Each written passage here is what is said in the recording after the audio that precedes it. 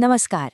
चलिए आज बात करते हैं दक्षिण भारत के एक ऐसे साम्राज्य की जो 300 सालों तक एक मजबूत, एक अभेद्य किले की तरह डटा रहा। हम बात कर रहे हैं विजयनगर साम्राज्य की। आइए इसके शानदार उदय और उतने ही नाटकीय पतन की कहानी को समझते हैं। तो सोचने वाली बात यह है कि आखिर कैसे कोई एक साम्राज्य 300 साल तक पूरे दक्षिण भारत के लिए एक सांस्कृतिक ढाल बनकर खड़ा रहा। इस सवाल का जवाब ढूंढने के लिए हमें इस दिलचस्प कहानी की गहराइयों में उतरना होगा। तो शुरुआत करते हैं उस दौर से जब इस साम्राज्य की नींव रखी गई।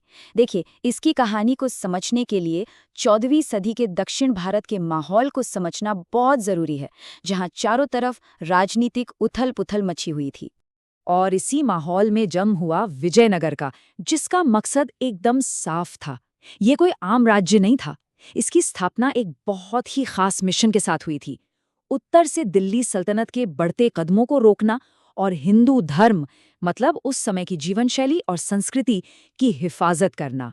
इस बड़े साम्राज्य की नींव 1336 में दो भाइयों हरिहर प्रथम और बुक्का राय प्रथम ने रखी। ये दोनों पहले काकतीय साम्राज्य में सेनापति हुआ करते थे और इस काम में उन्हें राह दिखाई संत विद्यारण्य ने। उन्होंने तुंगभद्रा नदी के किनारे हम्पी को अपनी राजधानी बनाया, वही हम्पी जो आज एक यूनेस्को वर्ल्ड हेरिटेज साइट है। तो साम्राज्य तो बन गया, पर उसे चलाना और बढ़ाना ये एक बिल्कुल अलग चुनौती थी। तो चलिए देखते हैं कि ये साम्राज्य कैसे आगे बढ़ा और फला फूला। विजयनगर पर करीब 300 साल तक 4 बड़े राजवंशों ने राज किया। संगम राजवंश ने इसकी नींव रखी और इसका विस्तार किया। फिर आया सालुव राजवंश, जो था तो कुछ ही समय के लिए, पर उसने राज्य में स्थिरता लाई।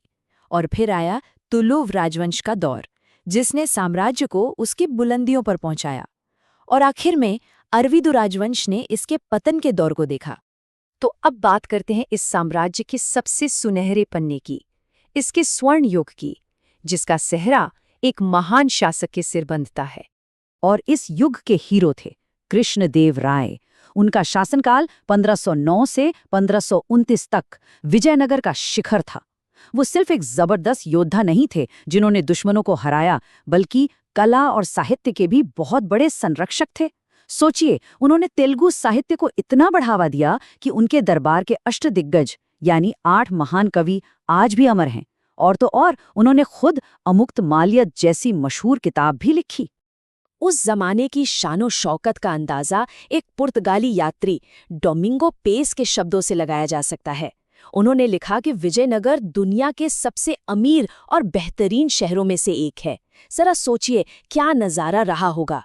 ये उस दौर की भव्यता को साफ साफ दिखाता है। तो सवाल उठता है कि इतनी दौलत आखिर आई कहाँ से? इसकी जड़ें 3 मजबूत चीजों में थीं। पहली, खेती, जो बहुत उन्नत थी। दूसरी, पुर्तगाल और फारस जैसे देशों के साथ जबरदस्त विदेशी व्यापार। और तीसरी, वराह नाम के सोने के सिक्कों पर टिकी एक मजबूत करेंसी। और इस पैसे का इस्तेमाल कला और वास्तुकला को नई ऊंचाइयों पर ले जाने के लिए किया गया। हम्पी में आज भी खड़े विरूपाक्ष और विट्ठल मंदिर उस दौर की कारीगरी की गवाही देते हैं। खासतौर पर विट्ठल मंदिर के वो संगीतमय खंबे और पत्थर का बना रथ, ये वास्तुकला के ऐसे चमत्कार हैं जिन्हें देखकर आज भी यकीन करना मुश्किल हो जाता है। लेकिन हर अच्छी कहानी की तरह इसमें भी एक दुखद मोड़ आया। एक ऐसा मोड़ जिसने स्वर्ण युग की चमक को एक ही दिन में धुंधला कर दिया। साम्राज्य तो अपनी बुलंदी पर था, पर कहते हैं ना, अच्छा वक्त हमेशा नहीं रहता। एक बहुत बड़ा खतरा दरवाजे पर दस्तक दे रहा था। और वो साल था 1565, एक तारीख जिसने दक्षिण भारत का इतिहास हमेशा के लिए बदल दिया। हुआ ये कि विजयनगर के जो पड़ोसी थे, यानी दक्कन की सल्तनतें बीजापुर, गोलकुंडा, अहमदनगर और बीदर, उन्होंने अपनी आपसी रंजिशें भुला दीं। वे सब एक होकर अपने सबसे बड़े दुश्मन विजयनगर के खिलाफ खड़े हो गए। और 1565 में तालीकोटा की लड़ाई में इस गठबंधन ने विजयनगर को एक ऐसी हार दी जिससे वो फिर कभी उभर नहीं पाया। और फिर जो हुआ वो किसी भयानक सपने से कम नहीं था। दुनिया के सबसे अमीर शहरों में से एक हम्पी को महीनों तक लूटा गया और पूरी तरह तबाह कर दिया गया। तो लड़ाई ने साम्राज्य की कमर तो तोड़ दी, पर कहानी अभी बाकी थी। अब देखते हैं कि इसके बाद क्या हुआ और विजयनगर अपने पीछे क्या विरासत छोड़ गया। तो जब हम पीछे मुड़कर देखते हैं तो विजयनगर की विरासत में क्या क्या आता है। देखिए, इसने 200 से ज्यादा सालों तक उत्तरी आक्रमणों को रोके रखा, हिंदू संस्कृति को न सिर्फ बचाया बल्कि उसे बढ़ावा भी दिया, मंदिर बनाने की ऐसी कला विकसित की जो आज भी प्रेरणा देती है, और क्षेत्रीय भाषाओं के साहित्य को इतना समृद्ध किया कि वो आज भी दक्षिण भारत की पहचान का एक बड़ा हिस्सा है। लेकिन सच तो ये है कि तालीकोटा की लड़ाई बस वो आखिरी धक्का थी। दरारें तो पहले से ही पड़ रही थीं। कृष्णदेव राय के बाद कमजोर उत्तराधिकारी आए, अंदर ही अंदर संघर्ष होने लगे और आसपास नई ताकतें भी उभर रही थीं।